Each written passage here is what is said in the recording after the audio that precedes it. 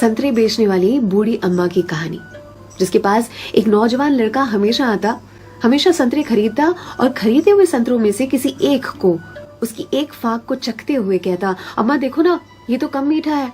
और अम्मा हमेशा दूसरी फाक को चखते हुए कहती, नहीं बेटा, ये तो बराबर मीठा है। फिर भी यह लड़का बड़ी बेरुखी के साथ उसे खुले हुए संतरे को वहीं ठेले पर छोड़कर चलता बनता। अब इस नौजवान के साथ उसकी पत्नी भी हमेशा हुआ करती।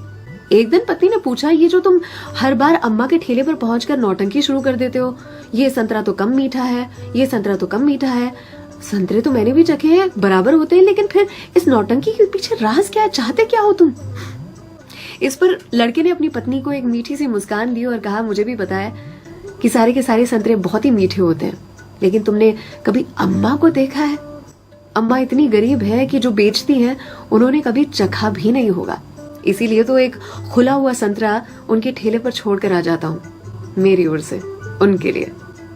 अम्मा के बाजू में जो सब्जी वाली थी, उसने एक दिन कहा उनसे, आपको पता है ये जो सरफिरा आपके ठेले पर आता है संतरे खरीदने के लिए, इतनी चिकचिक करता है आपसे कि आप नाप तोल में उसे ज्यादा संतरे दे देती हो।